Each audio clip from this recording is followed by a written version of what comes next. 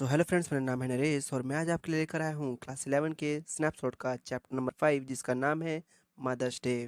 दोस्तों, ये कहानी एक नाटक पर आधारित है और इस नाटक में बताया गया है जैसा कि आजकल के घरों में भी माँ की जो स्थिति है बहुत ही दयनीय है।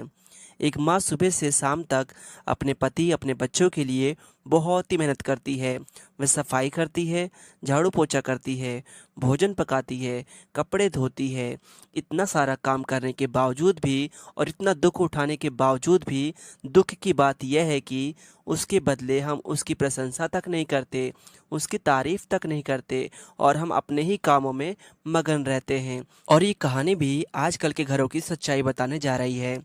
और इस कहानी में बताया गया है कि जो इसमें जो माँ है और उनके बच्चे और पति उस माँ के बारे में बिल्कुल भी नहीं सोचते हैं, उसको केवल एक मशीन की तरह इस्तेमाल करते हैं, क्योंकि वो भी तो एक जीव है और उसे भी तो आराम की आवश्यकता पड़ेगी। आजकल अगर देखा जाए, क्या आप अपनी माँ को आराम करने देते हैं? क्या आपकी माँ आराम करती हैं कभी? नहीं ना। वो पूरे सातों दिन खाना बनाती हैं, कपड़े धोती हैं, बर्तन मांजती हैं और घर के सारे काम। लेकिन हम में से बहुत से लोग 6 दिन काम करते हैं और एक दिन आराम तो ज़रूर ही करते हैं। लेकिन हमारी माँ जो है वो पूरे 7 दिन काम में लगी रहती है और ना ही हम माँ की कभी तारीफ़ करते हैं।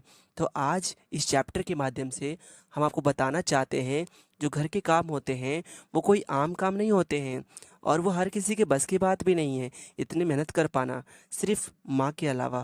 तो चलिए दोस्तों, ज़्यादा समय न लगाते हुए चैप्टर करते हैं स्टार्ट। और चैप्टर को स्टार्ट करने से पहले हम जान लेते हैं कुछ इसमें मेन कैरेक्टर को। ये है मिसेस एनी पियर्सन और ये बहुत ही भोली हैं, बहुत ही मासूम भी और बहुत ही केयरिंग भी अपनी फैमिली के लिए, अपने बच्चों के लिए, और बहुत ही प्यार करने वाली पर्सन। अगर देखा जाए तो इनके बच्चे और इनके पति सिर्फ इनका इस्तेमाल करते हैं, एक मशीन की तरह इनका इस्तेमाल करते हैं। नेक्स्ट हम अगर बात करें जॉर्ज पियर्सन, और जॉर्ज पियर्सन एनी पियर्सन का पति है। देखने में बहुत ही गोल मटोल है और हमेशा से सज धज के रहता है रंगीन कपड़ों में, और क्लब जाना और खाना पीना इसकी आदत है। इसके बाद हम बात करेंगे डोरिस पियर्सन की, और वह एनी पियर्सन यानी कि जॉर्ज पियर्सन की बेटी है। और इसके कपड़े ही बहुत ही अजीब से होते हैं और साथ ही साथ इसके दोस्त भी बहुत ही अजीब हैं, यानी कि इसके लड़के में ज़्यादा दोस्त हैं और इसको घूमने का बहुत ही शौक़ है और देखने से ये बिगड़े लड़की प्रतीत होती है, यानी कि पापा की परी। नेक्स्ट पर्सन है सिरिल, जो कि डोरिस का भाई है और वह अपनी बहन की तरह ही बिगड़ा हुआ लड़का है। और अब जिस कैरेक्टर की हम बात करने जा रहे हैं वो कैरेक्टर बहुत ही इंटरेस्टिंग सी हैं। उनका नाम है मिस्टर फिजरल्ड और ये पियर्सन के पड़ोसी हैं और पड़ोस में रहते हैं। और ये बहुत ही रौबदार औरत है और जादू टोना भी जानती है, और वे मिसेस एनी पियर्सन की सहेली भी है। और वो जानती है कि मिसेस एनी पियर्सन के बच्चे और पति किस तरह से मिसेस एनी पियर्सन को परेशान करते हैं, उसको एक मशीन की तरह इस्तेमाल करते हैं। और इस बात को लेकर मिसेस फिजरल्ड बहुत ही नाराज़ और गुस्सा हैं। हम आगे देखेंगे कि किस तरह से मिसेस फिजरल्ड ने अपनी सहेली एनी पियर्सन के बच्चे और उनके पति का अकल ठिकाने लगा दिया। तो ज़्यादा समय लगाते चैप्टर करते हैं start. Let's begin the chapter. नाटक की शुरुआत एनी पियर्सन के कमरे से होती है और हम देखते हैं कि मिसेस फिजरल्ड और एनी पियर्सन ताश खेल रही होती हैं। तभी मिसेस फिजरल्ड को ये बात पता चलती है कि एनी पियर्सन का पति और उसके बच्चे उनको कैसे परेशान करते हैं, उनको नौकरानी जैसा इस्तेमाल करते हैं। और ये सब सुनकर मिसेस फिजरल्ड बहुत ही गुस्सा हो जाती हैं और मिसेस फिजरल्ड एनी पियर्सन को सुझाव देती हैं कि उनको अपने घर में मालकिन बन के रहना चाहिए। लेकिन हम देखते हैं कि एनी पियर्सन बहुत ही डरपोक और विनम्र किस्म की औरत होती है, इसीलिए वह ऐसा करने में सक्षम नहीं होती है। और मिसेस फिजरल्ड ये पेशकश करती हैं कि वह श्रीमती पियर्सन के परिवार को ठीक करने में उसकी मदद करेंगी।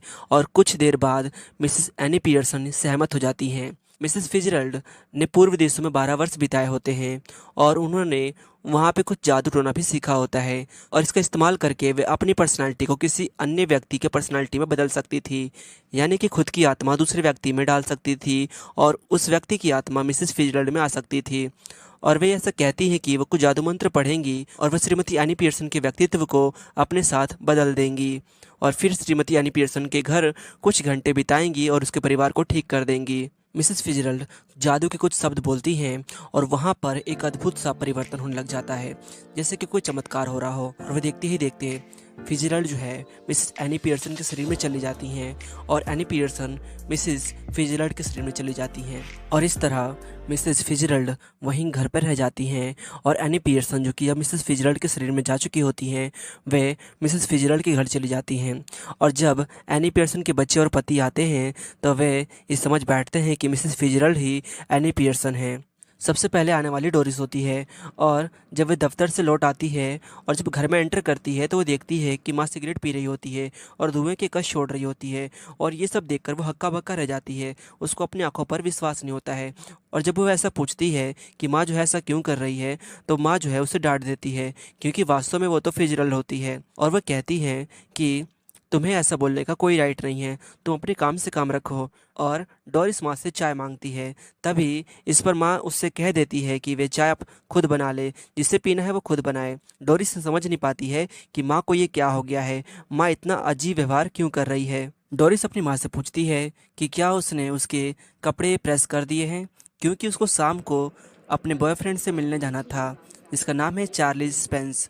और श्रीमती एनी पियर्सन कुछ देर तक उसको देखती हैं और कहती हैं जिसको अपने कपड़े प्रेस करना है वो अपने आप कर ले, क्योंकि वैसी कोई नौकर नहीं है। और वो डोरिस के बॉयफ्रेंड का मजाक भी उड़ाती है, यानी कि चार्ल्स स्पेंस का। वो कहती है कि तुम्हारा बॉयफ्रेंड बहुत ही मोटी बुद्धि वाला है, उसके दांत देखें कभी, कितने ऊबड़ खाबड़ हैं, बाहर निकले हैं। और डोरिस को ये सब बिल्कुल भी बर्दाश्त नहीं होता और वे रोते हुए बाहर भाग जाती है। अब सिरिल अंदर आता है और वे एनी पियर्सन का बेटा है और वो काम से लौटकर आया है।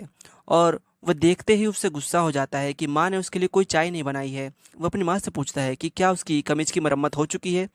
और एनी पियर्सन बहुत ही तीखी आवाज़ में बोलती है कि मरम्मत का काम मुझे बिल्कुल भी पसंद नहीं है। और सिरिल ये सब सुनकर बहुत ही हैरान हो जाता है कि माँ को क्या हो गया है। और श्रीमती एनी पियर्सन कहती हैं कि वह सभी अपने अपने दफ्तरों में एक परमानेंट समय तक काम करते हैं और वे कहती हैं कि वे सब सप्ताह में 2-2 दिन तक छुट्टियां करते हैं और अपना पूरा ख्याल रखते हैं।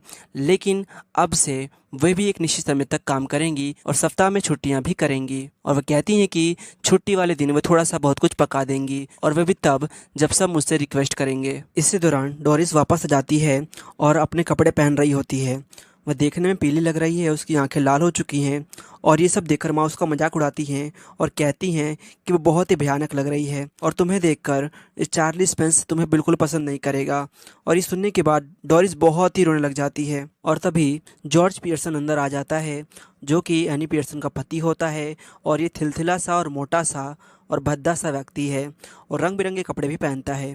और ये आने के बाद अपनी पत्नी से कहता है कि वह चाय नहीं पिएगा, क्योंकि आज क्लब में एक बहुत ही स्पेशल पार्टी है।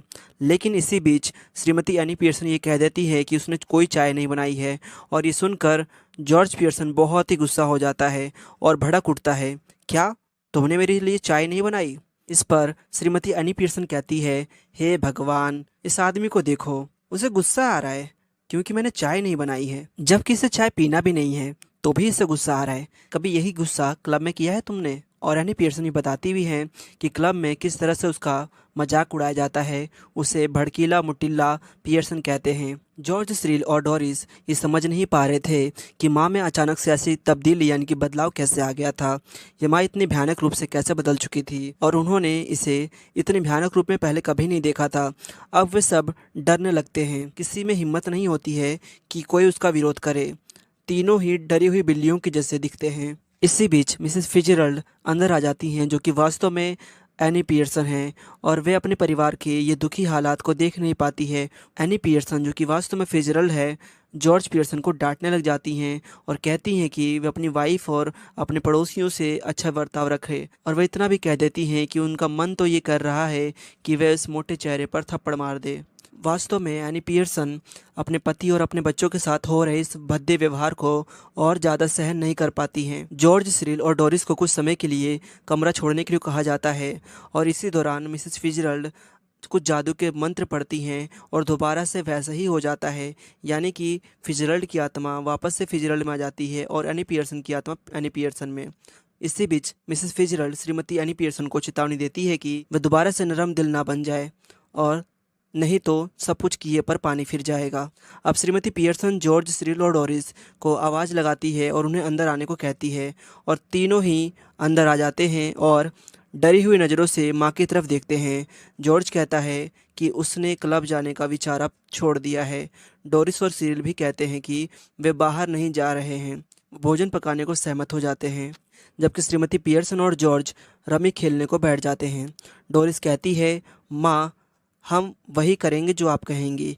इस प्रकार श्रीमती फिtzgerald श्रीमती पियर्सन को अपने परिवार की मालकिन बनने में मदद करती है और जब ये बाहर चली जाती है तो परिवार के लोग प्यार से माँ के अगल बगल लिपट जाते हैं।